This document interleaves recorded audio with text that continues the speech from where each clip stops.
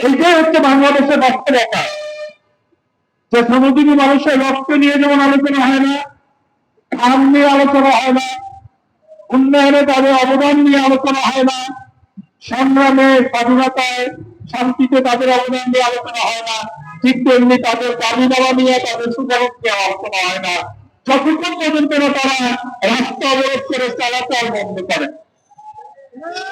এবং সেই আলোচনা হয় কি, শ্রমিকরা ন্যায্য দাবি নিয়ে রাস্তা অবরোধ করতে বাধ্য হয়েছে, এই খবর কিন্তু হয় না। খবর হয় শ্রমিকদের রাস্তা অবরোধের জন্য জনদুর্ভোগ তৈরি হয়েছে। এই অবস্থাটা পাল্টাতে হবে।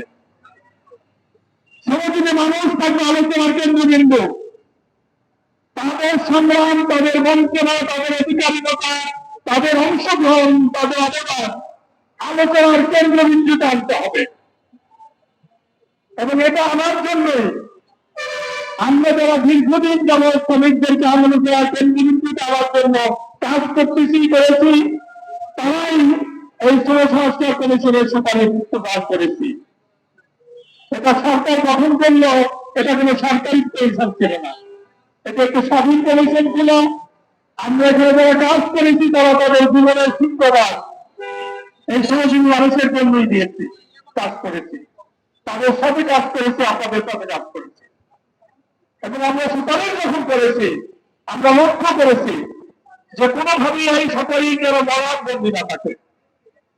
এই সুপারিশ শুধুমাত্র সরকার কিছুদিনের বাস্তবায়ন করবে, ব্যাপারটা এরকম না।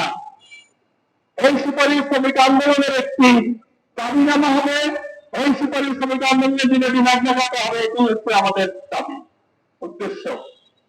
তাই যখন এই বিপ্লবের দল তথা প্রথম থেকে যখন বলা হয়েছে শ্রম সংস্কার কমিশনের সুপারিশ বাস্তবায়ন করো, তার মানে এই 10 দফা কিন্তু কয়েকটা দফায় রূপান্তরিত হয়েছে।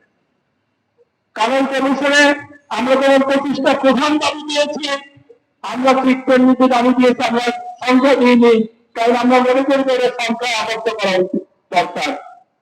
শ্রমজীবী মানুষের সকল ক্ষেত্রে যেখানেই তাদের অধিকারহীনতা আছে, যেখানেই তাদের অধিকারকে লঙ্ঘন করা হচ্ছে, বঞ্চনা হচ্ছে, যেখানেই তাদেরকে পরিবার তত্ত্ব তৈরি করা হচ্ছে, সেখানেই যারা শ্রম সংস্কার কমিশনের সুপারিশ স্পষ্ট করতে পারে, এটা আমরা চেষ্টা করেছি।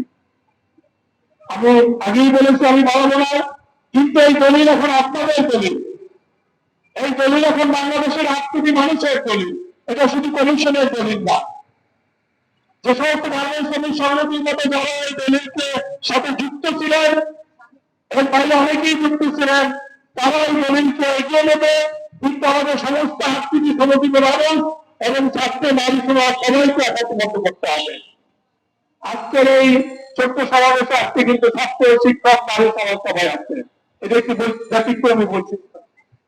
ওই যে বলেছেন আমাদের নারী সম্মতি, এই বিশ্ববিদ্যালয়ে আমরা আমাদের টাকা চলে না। আপনারা জানেন কিছুদিন আগে জগন্নাথ বিশ্ববিদ্যালয়ের ছাত্রছাত্রীরা অবরোধ করে তাদের বাজেট বাড়িয়েছে। সেই বাজেট কিন্তু আপনাদের টাকার বাজেট, বাংলাদেশের রাজস্বের 65% ভ্যাট থেকে, এবং ওই ভ্যাট দেয় কিন্তু জনগণ। আপনাদের তাদের স্পন্সর ক্যান্ডেল কিনে আপনারা কিন্তু ভ্যাট দেন। এই প্রশ্ন করতে হবে, ন্যায্য হিস্সা আদায় করে নিতে হবে।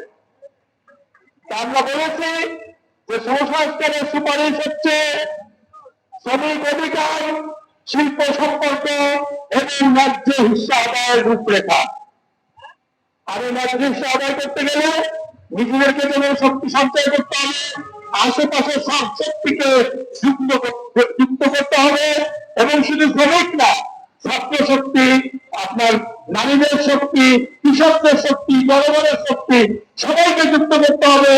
যে নির্বাচনের প্রশ্ন আসতেছে, যে সংস্কারের প্রশ্ন আসতেছে, সব জায়গায় বলতে হবে আগে অঙ্গীকার করেন বাংলাদেশের 8 কোটি শ্রমজীবী মানুষের অধিকার নিশ্চিত করবেন কি করবেন না। তারপরে আমরা সিদ্ধান্ত নেব আমরা ভোট দেবো কি দেবো না। এবং এই অধিকার নিশ্চিত করার জন্য যখনই আমরা সরব হব, যখনই সমস্ত শক্তিকে একত্রিত করব, তখন কিন্তু আমরা এই কমিশনের সুপারিশ মানতে বাধ্য করতে পারবো সরকারকে, বাধ্য করতে পারবো মালিককে। এটা বলে এই লড়াই চলবে, লড়াই দাঁড়িয়ে রাখতে হবে। এই লড়াই কমিশনের দিয়ে শুরু হয় নাই, কমিশনের সুপারিশ পোস্টারের মাধ্যমে শেষ হয়নি, একটা পর্ব শুরু হয়েছে। এই লড়াই দাঁড়িয়ে লড়াইয়ে গার্মেন্টস শ্রমিক সংগঠন এগিয়ে যাবে এবং আমরা সবাই তাদের সাথে থাকবো। সবাইকে ধন্যবাদ। মেহনতি মানুষের